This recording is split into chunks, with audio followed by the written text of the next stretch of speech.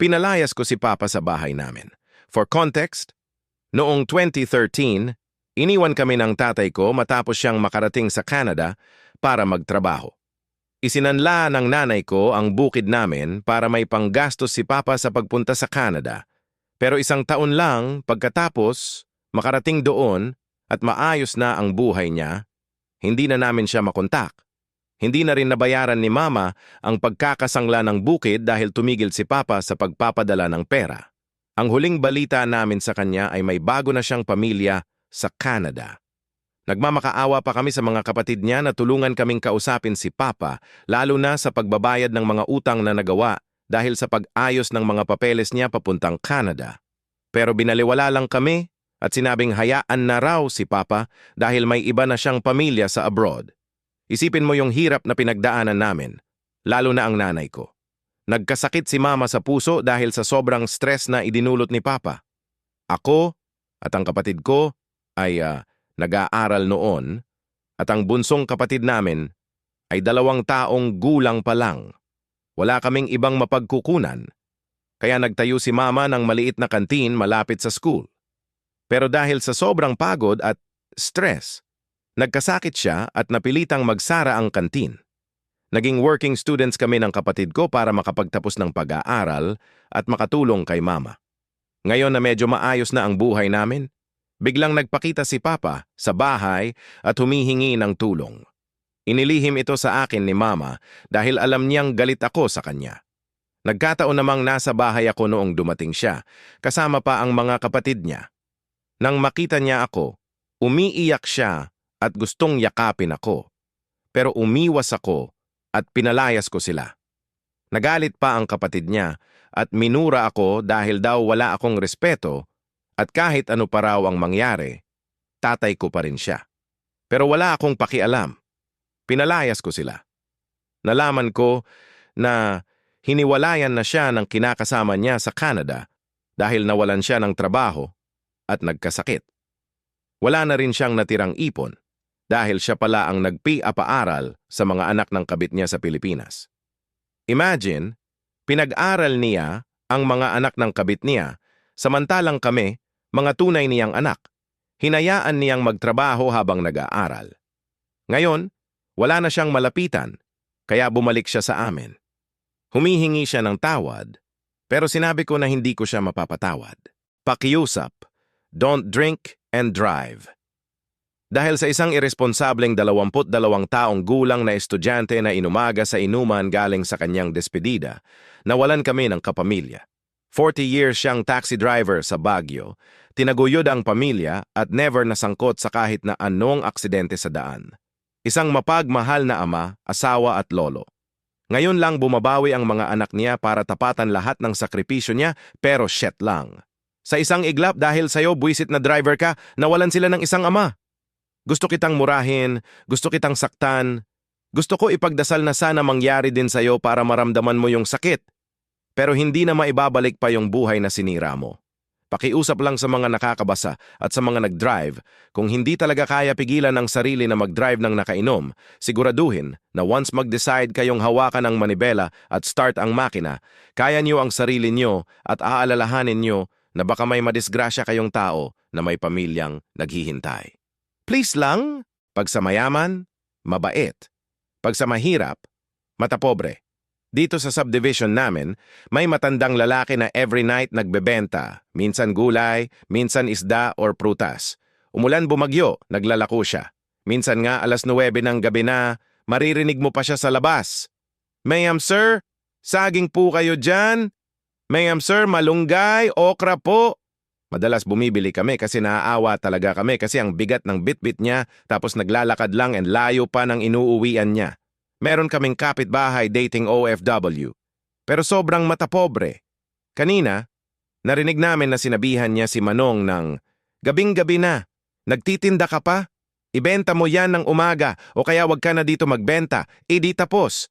Tapos binagsakan niya ng pinto. Sobrang kupal ng babaeng, "To, kahit kailan." Sa mga mayayaman mabait siya.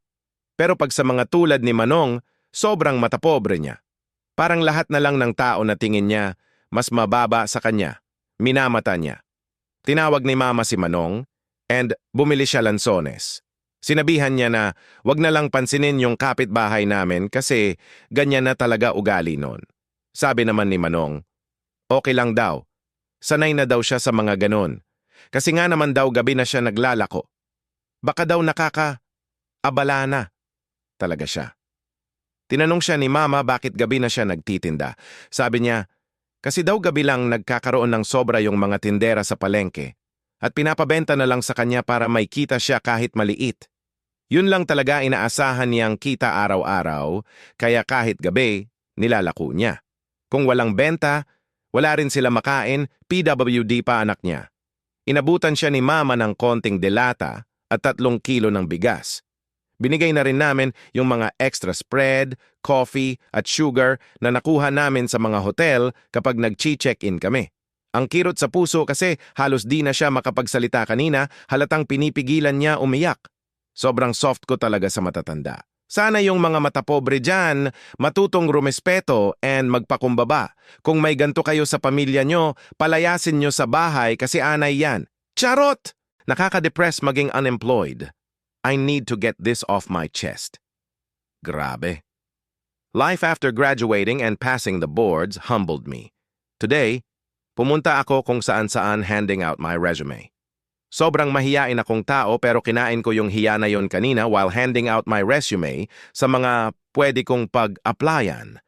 Ngayon nakauwi na ako and nakakapagod at ngayon palang nagsisink in sa akin yung pagod.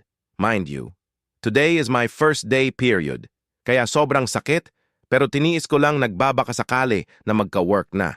Sobrang hirap pala talaga, no? Tinipid ko yung 1,000 piso ko today. Sa mga natitirang savings ko yan, tapos pagka-uwi ko, parang disappointed pa yung pamilya ko kasi wala akong pasalubong na Jollibee. Lalo akong naiyak, pagod, sakit ng puson, lahat na. Nakaka-depress yung job hunt phase. Tiyaga lang at samahan ng dasal, sabi nung trike driver na nasakyan ko kanina kasi nagtatanong ako sa kanya kung saan pa may mga hiring, nakakaiyak. Nakikita ko yung sitwasyon sa bahay. Plus your savings na unti-unting nauubos.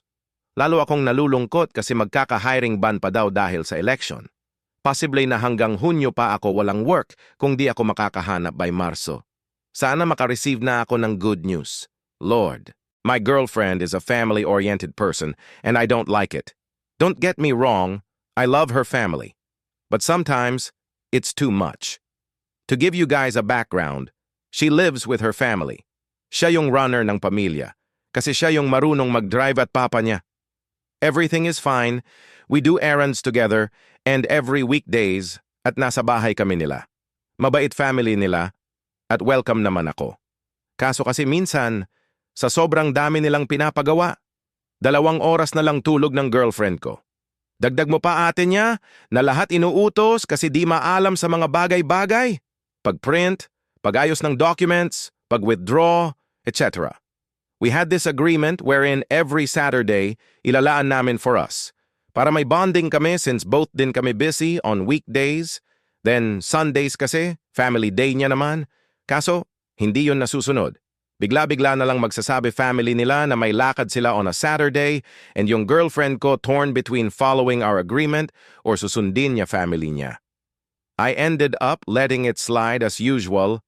Wala naman ako laban sa pamilya niya eh. Itong ate niya, nagpapasama pa next Saturday para ipag-drive sila ng friends niya sa out of town.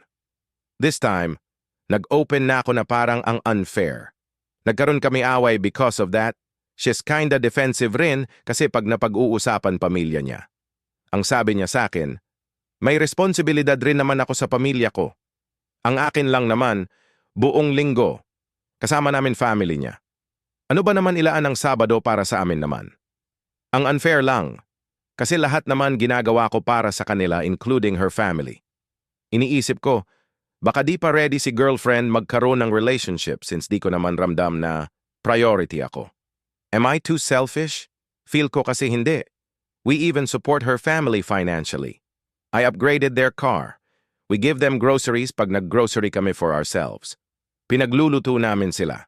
Pag may kailangan sa computer, i-edit, i-print at kung anuman, inaasikaso ko. Pag kailangan ng ate niya mag-withdraw, Hinahatid pa namin sa bangko. The list goes on and on. Wala pa sa kalahati yan ng nagagawa ko para sa pamilya niya. Kaso, ang sama pa rin ng loob ko, kasi Sabado na lang nga time to unwind, kukuhanin pa nila.